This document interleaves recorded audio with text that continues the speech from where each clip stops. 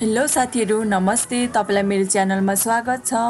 आज फेरि म नयाँ भिडियोको साथ प्रस्तुत भइसकेको छु। यहाँ चाहिँ मैले दुईटा करेला लिएको छु गोला आकारमा। अब यसमा चाहिँ म अलिकति नुन हाल्दिन्छु।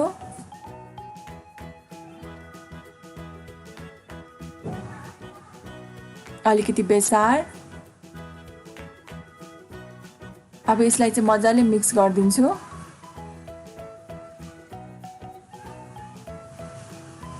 अब यसलाई 10 मिनेटको लागि म छोप्दिन्छु ताकि यसको कडवापनहरु सबै त्यो पानीबाट जाओस्। 10 मिनेट भइसकेको छ। मैले चाहिँ यसलाई खोले। अब यसको पानी म निचर्छु।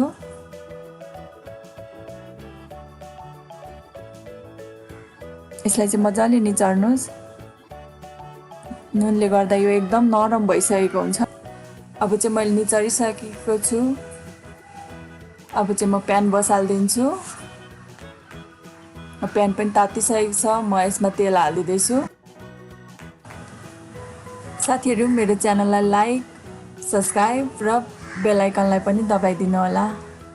अब मेरो तेल चाहिँ तातिसकेको छ। म अब यसमा चाहिँ करेला हाल्दिदैछु। अब यसलाई मजाले फ्राई गर्नुपर्छ।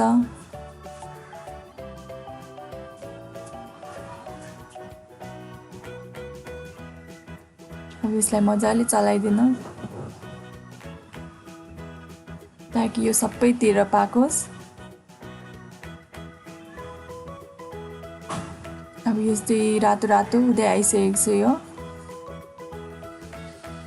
अब यो चाहिँ रेडी भइसकेको छ। म चाहिँ निकाल्दैछु।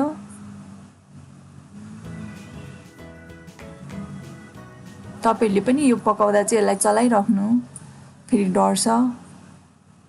अब यो चाहिँ रेडी भइसकेको छ। म अब यसलाई फ्राई गर्ने मसला पकाउँदैछु। जिरा पड्काए मैले, प्याजलाई हाल्दिए। यो सिम्पल रेसिपी हो। यसमा त्यति धेरै केही सामग्रीहरु पनि चाहिदैन। अब प्याजलाई अलि खर्याउनुस्। अब यो खरी पनि सकेको छ। अघि मैले बेसार त करेलामै हालिसकेको छु। यहाँ चाहिँ अलिकति मात्रै हाल्नुस्, प्याजलाई मात्रै कलर दिनको लागि। अलिकति धुलो खोर्सानी। अब यसलाई मजाले मिक्स गर्नुस्।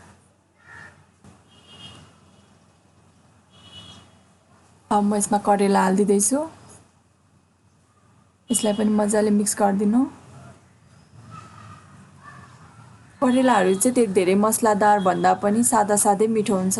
म चाहिँ सादा नै पकाउँदैछु, फ्राई गरेको।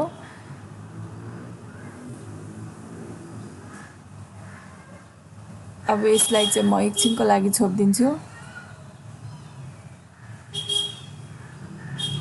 1 मिनेट पछि मैले निकाल्दिएको छु।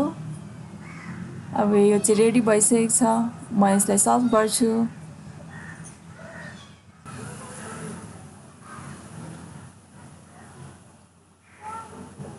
साथीहरु, तपाईहरु पनि बनाएर खानु होला। कस्तो लाग्छ कमेन्टमा आएर भनिदिनु होला।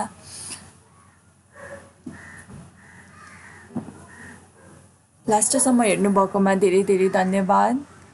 सब्स्क्राइब गर्नुभएको छैन भने प्लिज सब्स्क्राइब गरिदिनु। Thank you for watching. Don't forget to subscribe.